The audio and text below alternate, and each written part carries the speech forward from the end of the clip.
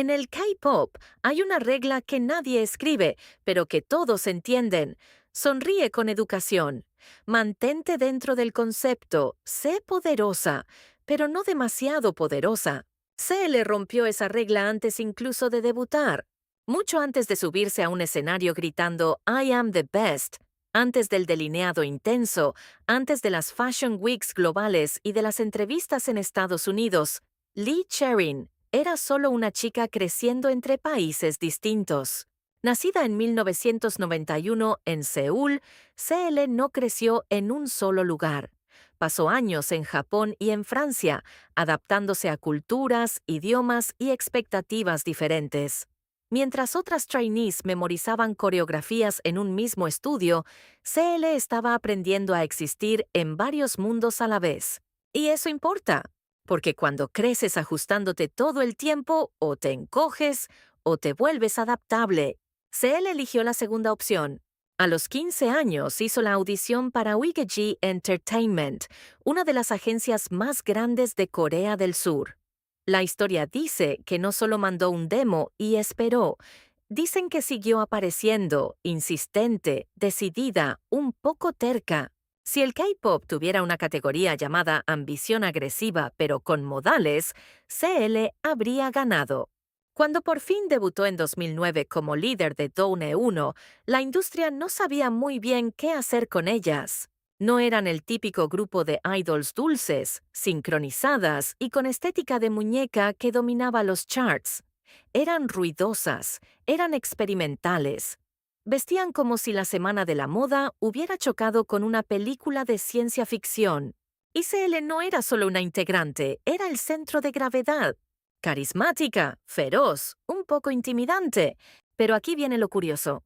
Fuera del escenario, CL era reflexiva, tranquila y observadora. La imagen de la más mala era una versión amplificada de su confianza, pero no era falsa. Era estratégica. Canciones como Fire e I Don't Care no solo funcionaron en charts, cambiaron el tono de los girl groups, y luego llegó 2011. I am the best. Eso no era solo un título, era una declaración. En una época en la que a las idols femeninas todavía se les pedía ser tiernas o elegantes, CL se plantó en el escenario y declaró superioridad con una seguridad brutal. Fue impactante, fue adictivo, fue divisivo. Y funcionó. Pero aquí está el giro. Ser la persona más fuerte de la sala también significa convertirte en el blanco más visible. Y la visibilidad atrae presión. Porque, mientras Donne 1 dominaba, la máquina del K-pop ya estaba cambiando. Y la evolución en esa industria puede ser despiadada. CL estaba a punto de aprender algo muy duro. Tener poder sobre el escenario es una cosa. Mantener poder detrás de escena es otra. Y el siguiente capítulo de su historia ya no sería sobre dominio, sería sobre supervivencia. Si la parte 1 trataba sobre dominio, la parte 2 trata sobre expansión. Porque una vez que Donne 1 explotó, no solo se volvió exitosa, se volvió disruptiva. En una industria llena de sonrisas sincronizadas y una inocencia cuidadosamente ensayada, Donne 1 parecía haber salido de un motín de moda. Delineado pesado, siluetas experimentales, una presencia escénica que se sentía menos idol cute y más rebelión urbana. Y en el centro de todo eso, CL. No solo lideraba la coreografía, lideraba la actitud. Mientras otros grupos ofrecían dulzura pulida, CL entregaba caos controlado. Su rap era afilado, su confianza era deliberada. Y tenía algo raro en el K-pop de ese momento, fluidez internacional. Hablaba inglés con comodidad, entendía la cultura pop occidental, se movía como alguien que sabía que pertenecía a escenarios más grandes. Por eso, cuando I Am the Best se volvió viral años después en Occidente, sobre todo tras aparecer en un comercial de Microsoft, se sintió inevitable. El mundo simplemente estaba poniéndose al día con su energía. Después vino la moda. Paris Fashion Week. Primera fila, marcas de lujo. CL no solo asistía, ocupaba espacio. Los diseñadores la notaron, los editores la notaron, las cámaras la notaron. No parecía una ídol típica del K-pop, parecía una figura pop global. Y naturalmente, el siguiente paso parecía obvio. Estados Unidos. En 2014, CL firmó con Scooter Braun, el mismo manager detrás de Justin Bieber y Ariana Grande. Los titulares fueron inmediatos. CL se vuelve global. La rapera más feroz del K-pop va por Estados Unidos. Sonaba a destino, excepto que el destino no toma en cuenta los retrasos corporativos. Se adelantaron canciones, se insinuaron proyectos, se anunció un álbum debut. Y luego, silencio. Pasaron meses, luego años. Mientras los fans esperaban, las actividades grupales de 2NE1 se fueron frenando. Hubo cambios internos en la compañía. EG Entertainment empezó a moverse en otra dirección. La industria del K-pop aceleró, y quedarse quieta en ese mundo es peligroso. Y entonces llegó el golpe. En 2016, 2NE1 se disolvió, sin gran gira de despedida, sin transición larga, solo un anuncio. Para los fans fue una herida, para CL fue algo más pesado. Había construido su identidad alrededor del liderazgo, de la química grupal, de una rebeldía compartida. Y ahora estaba sola. Y ese sueño americano que alguna vez pareció expansión, empezó a sentirse como aislamiento. La ironía es brutal. La mujer que una vez gritó "I am the best", ahora estaba enfrentando incertidumbre detrás de puertas cerradas. ¿Iba demasiado adelantada a su tiempo? Era demasiado audaz, demasiado distinta para ambos mercados. Pero aquí está la cosa con CL. No se encoge cuando todo se cae, se recalibra. Y la siguiente etapa de su carrera ya no sería sobre demostrar que podía liderar un grupo, sería sobre demostrar que podía sostenerse sola. Y esta vez nadie iba a marcarle el tiempo más que ella misma. Hay un momento en la vida de toda persona poderosa en que el reflector se apaga. No porque haya fracasado, sino porque el sistema siguió adelante.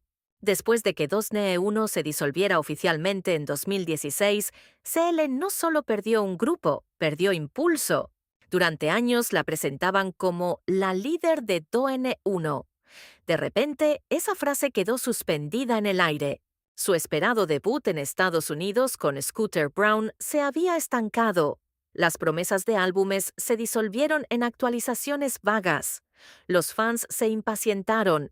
La industria se volvió más ruidosa. Debutaron nuevos grupos. Las tendencias cambiaron. Y CL se quedó en silencio, demasiado silencio. Pero el silencio no significa rendición. Detrás de ese silencio había frustración. Años de música no publicada, decisiones creativas que ella no podía controlar, retrasos que no dependían de ella. Imagina saber que tienes el material, la visión, la energía, pero no el permiso. Eso no es fracaso artístico, eso es parálisis corporativa. Y para alguien que construyó su identidad sobre el dominio, ese tipo de límite golpea fuerte. En 2019, CL hizo el movimiento que lo cambió todo. Dejó YG Entertainment. Sin conferencia dramática, sin colapso público, solo un corte limpio. Y de repente, la narrativa cambió. Por primera vez desde su adolescencia, CL ya no estaba dentro de la estructura de una gran agencia. Ya no tenía que esperar aprobación. Ya no había próximamente. Ya no había calendarios controlados por otros. Era independiente. Y la independencia suena romántica, pero también da miedo. No hay red de seguridad, no hay promociones garantizadas, no hay una máquina empujando tu nombre por inercia. Solo estás tú y tu música. Volvió con In the Name of Love, un proyecto profundamente personal que documentaba su recorrido, desde sus días de trainee hasta el dolor, hasta la supervivencia. No era explosivo, no intentaba superar I am the best. Era honesto. Luego llegó Alpha en 2021, su primer álbum completo. El título no era nada sutil. Alpha, New Comeback, New Reinvention, Alpha. No se trataba de recuperar un trono, se trataba de recordarle a la gente que ella lo había construido primero. Los visuales eran potentes, la producción era precisa, la actitud seguía intacta. Pero algo había cambiado. Ya no parecía que estuviera compitiendo, parecía segura de sí misma. Y ahí está el movimiento más sutil y más inteligente. CL dejó de intentar demostrar que podía conquistar Estados Unidos, demostró que podía sostenerse sin necesitarlo. En 2022 se presentó en Coachella y reunió a 2NE1 sobre el escenario en un momento sorpresa que sacudió al público. No se promocionó, no se adelantó, simplemente pasó. Y el Internet explotó, otra vez. Pero esta vez no era viralidad absurda, era legado. CL ya no estaba persiguiendo tendencias, le estaba recordando a la industria que ella ayudó a moldearlas. De líder a solista a artista independiente, la reina no perdió la corona, la reconstruyó. Y ahora la pregunta ya no es si CL puede sobrevivir a la industria, la pregunta es si la industria puede seguirle el ritmo a alguien que se niega a hacerse pequeña. Hay algo curioso con las tendencias. Llegan con mucho ruido, dominan los timelines, y después todo el mundo olvida quién empezó primero. Para cuando los girl groups de cuarta generación comenzaron a debutar con beats pesados, coreografías agresivas, estética más oscura y esa energía que ahora todos llaman girl crush, muchos fans lo trataban como si fuera algo nuevo. Cele solo habría levantado una ceja, porque ella ya lo había hecho una década antes. En la era de Tune 1, ser feroz no era la opción por defecto para un girl group. Los conceptos tiernos mandaban en los charts. Las voces suaves y la dulzura sincronizada eran la apuesta segura.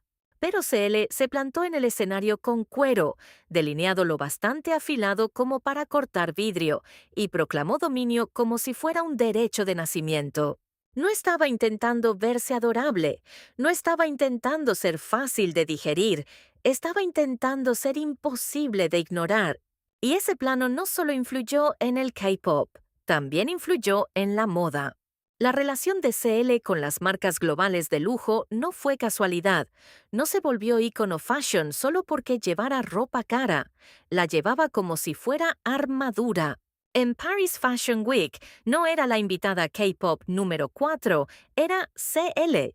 Primera fila, fotografiada, reconocida, no como una novedad, como presencia.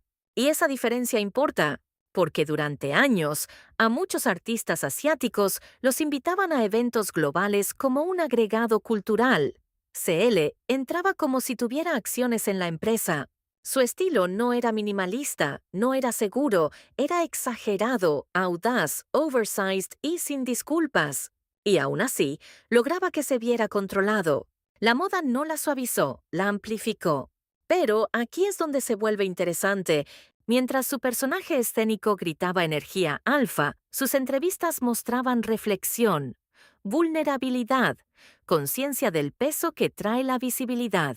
Entendía que ser ruidosa sobre el escenario no significaba ser imprudente fuera de él. Y ahí es donde la palabra ícono empieza a tener sentido. Porque los íconos no solo marcan tendencia, se vuelven punto de referencia. Muchos artistas nuevos citan a CL como inspiración, no solo por la música, sino por la confianza, por tomar espacio, por rechazar la idea de que las mujeres en el pop tienen que ser fáciles de consumir. CL no solo interpretó empoderamiento, encarnó autonomía. Y la autonomía en el K-pop es rara.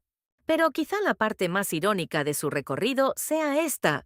La industria que una vez no supo bien qué hacer con ella, hoy se beneficia del camino que ella abrió.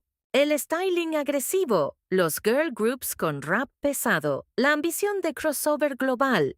Ese camino existe, en parte, porque ella lo caminó primero y no pidió permiso. Eso nos deja en la pregunta final. ¿Cómo se ve el legado de alguien que siempre fue antes que los demás? Porque CL ya no solo está sobreviviendo, se está asentando en algo todavía más peligroso que el hype. ¿Respeto? Hay algo silenciosamente revolucionario en una mujer que se niega a hacerse pequeña dentro de una industria que gana dinero conteniéndola. CL nunca fue diseñada para ser fácil de digerir. Desde el momento en que debutó, no solo actuaba, ocupaba espacio. Y el espacio, especialmente en el K-pop, está calculado. Se mide en formaciones de coreografía, tiempo de cámara, contratos de marca y aprobación pública. A la mayoría de los artistas se les enseña a entrar dentro del marco. CL ensanchó el marco. Cuando se plantó en el centro de Dusne uno gritando I am the best, no era solo un hook pegajoso, era una disrupción cultural. En una época en la que los girl groups todavía estaban fuertemente encerrados en conceptos tiernos o elegantes, CL proyectó dominio sin pedir disculpas. Rapeaba con agresividad, miraba a la cámara como si le debiera dinero, vestía como si la alta costura hubiera sido bañada en rebeldía. Y aquí está la diferencia clave, no se sentía prestado, se sentía suyo. Pero apropiarse de algo siempre tiene costo. Cuando 2NE1 se disolvió, muchos esperaban que la integrante más ruidosa fuera la primera en apagarse. Así suele ir la narrativa. La audaz se quema. La polémica termina como nota al pie. La ambiciosa es etiquetada como difícil. Pero CL aguantó la fase más incómoda que puede vivir un artista, la quietud, años de proyectos retrasados, canciones no lanzadas. La lenta realización de que esperar permiso podía significar esperar para siempre. Para alguien cuya identidad estaba construida sobre liderazgo, esa etapa pudo haber destruido su impulso de forma permanente. Pero aquí está la diferencia entre presencia y hype. El hype depende del ruido constante, la presencia sobrevive al silencio. Cuando CL dejó AEG Entertainment, no explotó públicamente, no armó escándalo, no se reinventó de forma dramática. Simplemente salió y empezó a construir por su cuenta. Y ese movimiento no fue vistoso, fue estratégico. La independencia en el K-pop no es una fantasía rebelde, es una guerra logística. Financiación, producción, distribución, todo se convierte de pronto en responsabilidad personal. Ella tomó ese riesgo, y cuando volvió con Alpha, no sonó desesperada, no le rogó validación a la industria. Sonó controlada, intencional, madura. La confianza ya no era más ruidosa, era más firme. Y ese cambio importa. La CL de antes irradiaba carisma explosivo, la CL de después irradia mando.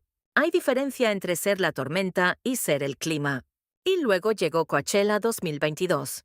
La reunión sorpresa de 2NE1 no fue solo fanservice, fue recuperación, reclamación. Verla caminar hacia ese escenario no se sintió nostálgico, se sintió afirmativo. La industria que una vez siguió adelante sin ella tuvo que detenerse y reconocer que el plano seguía ahí. Porque eso es en lo que se convirtió CL, un plano. Mucho antes de que Girl Crush se volviera un término de marketing, ella ya lo encarnaba. Mucho antes de que el crossover global fuera prioridad estratégica, ella ya estaba tejiendo redes entre continentes. Mucho antes de que a los idols se les animara a defender abiertamente su dirección creativa, ella ya estaba peleando por eso. Muchos artistas hoy se benefician de puertas que ella empujó primero.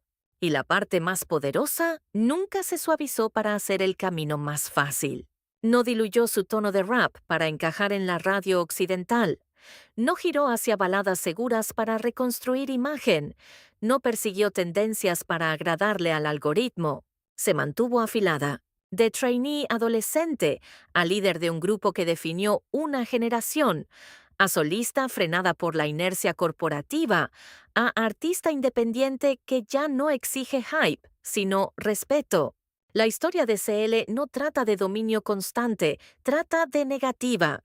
Negativa a ser reducida, negativa a esperar en silencio, negativa a entrar en expectativas construidas por otros. Y quizá ese sea su legado definitivo, no que fuera la más ruidosa de la sala, sino que nunca preguntó si tenía permiso para estar ahí. Entró y se quedó.